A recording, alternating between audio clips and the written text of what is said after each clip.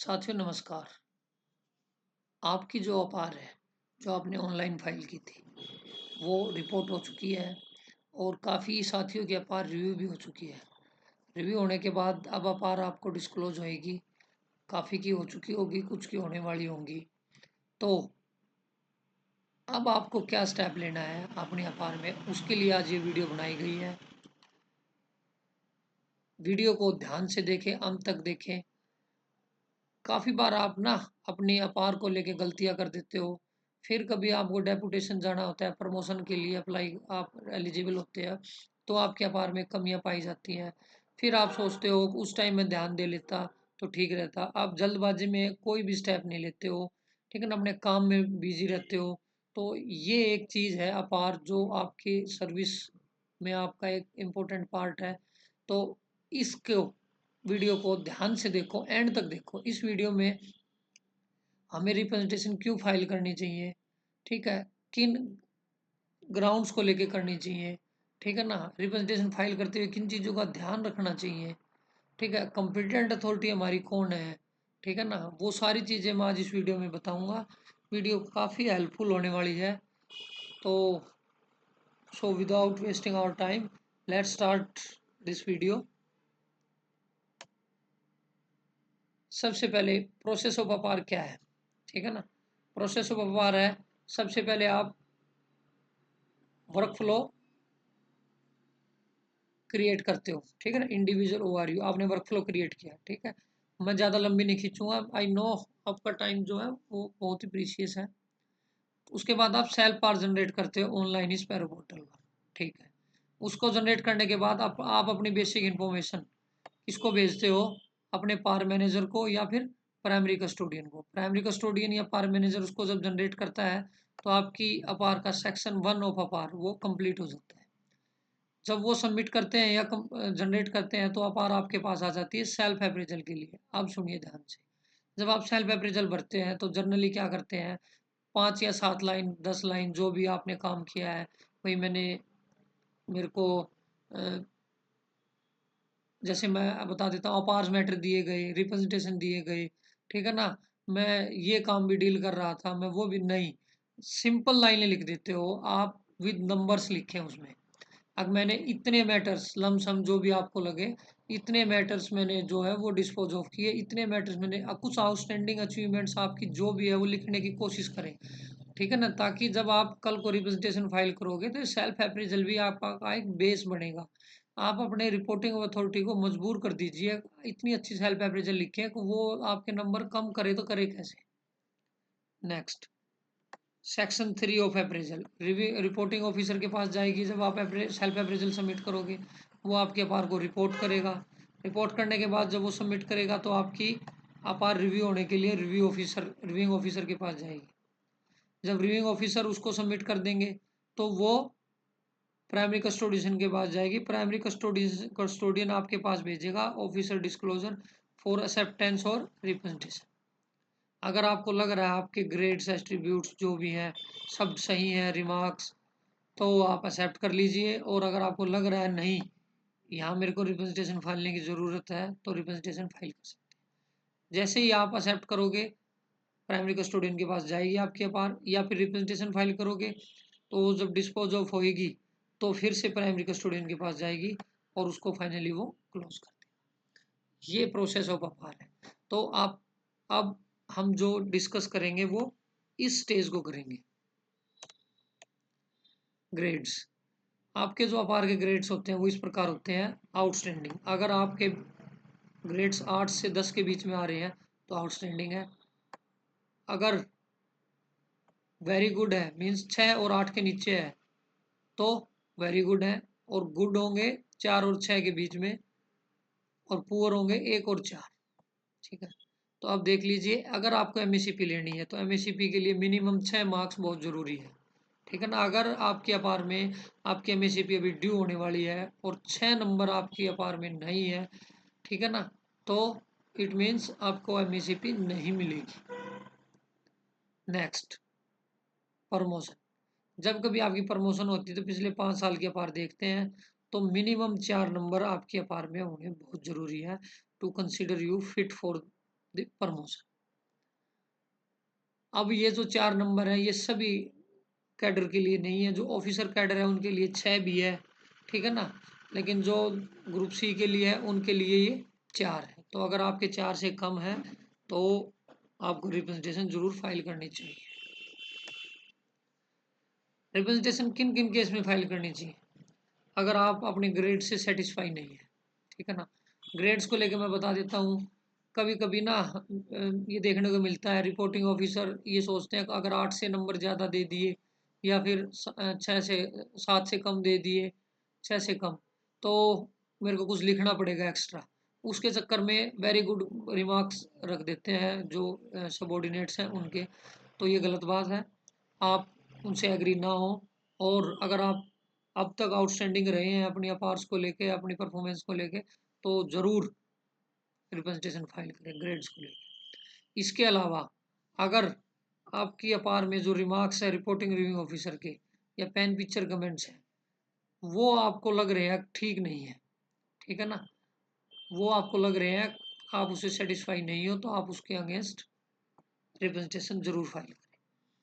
अगर आपके pen picture comments में, ध्यान से सुनिए, वीकर सेक्शन के अगेंस्ट आपका बिहेवियर कैसा है, क्योंकि ये मैंडेटरी है, अगर उसके बारे में कोई भी जिक्र नहीं है तो भी आप प्लीज़ नोटिस करें और रिप्रेजेंटेशन फाइल करने की कोशिश करें।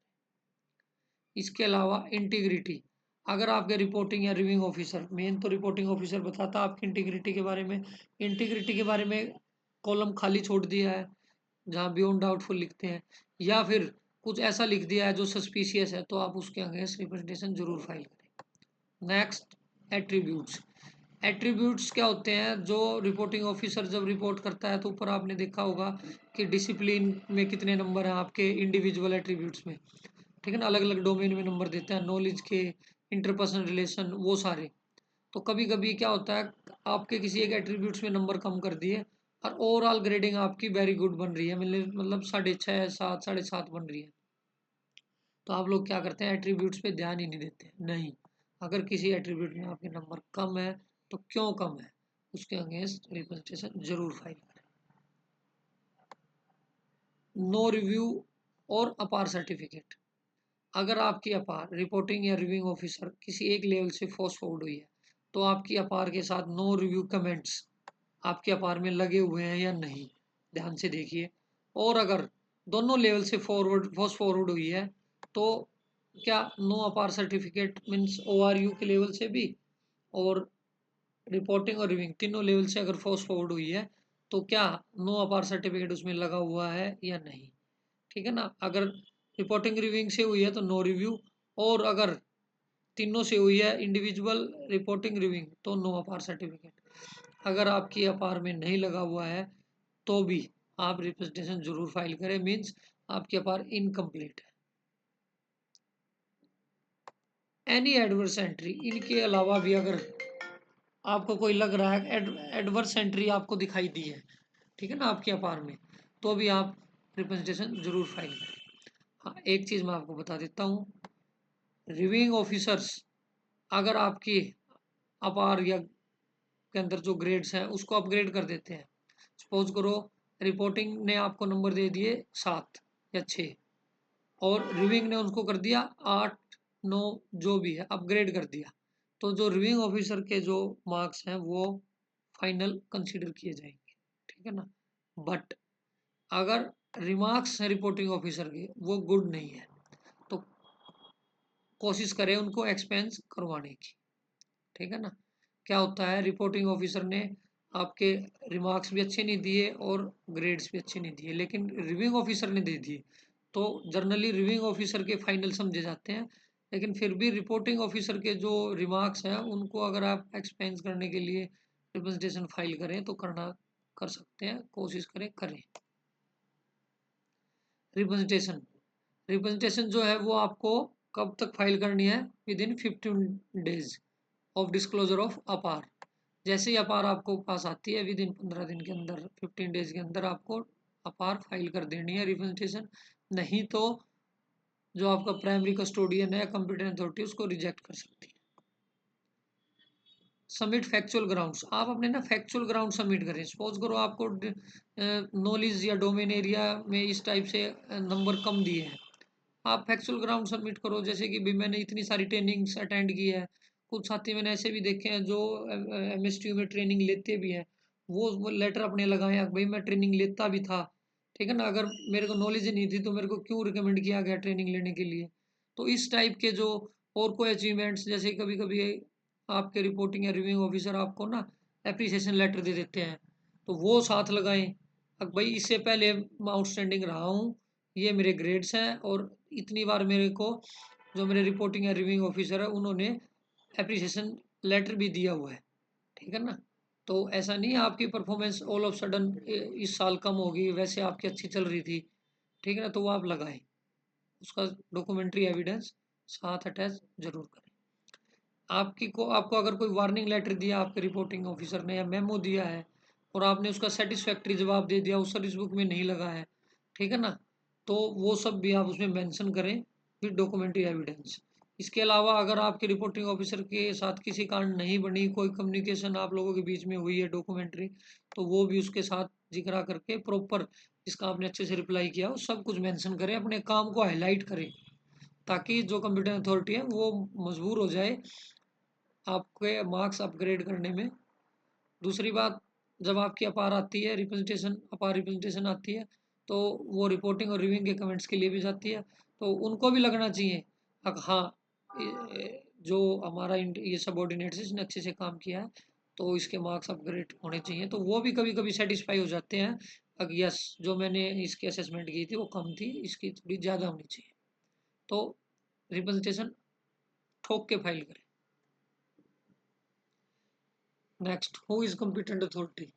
कॉम्पिटेंट अथॉरिटी कौन होगा, तो ये DOP टेक एक OM है, इसके अनुसार all representation against adverse remarks should be examined by an authority superior to the reviewing authority.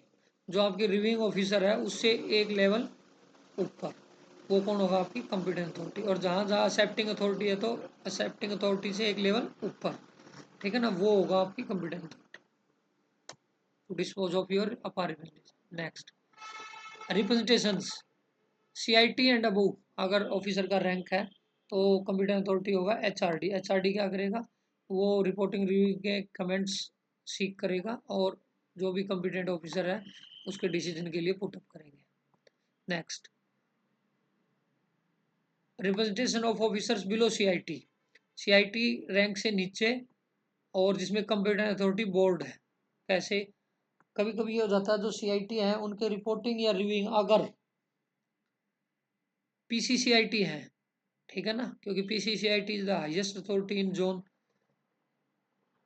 तो अगर वो उनके रिपोर्टिंग या रिव्यूइंग इनमें से एक है तो प्राइमरी कस्टोडियन क्या करेगा, रिपोर्टिंग रिव्यूइंग के कमेंट्स लेके HRD को भेज दे देगा और HRD फिर उसको ना बोर्ड को पुटअप करेगी with comments for disposal of representation.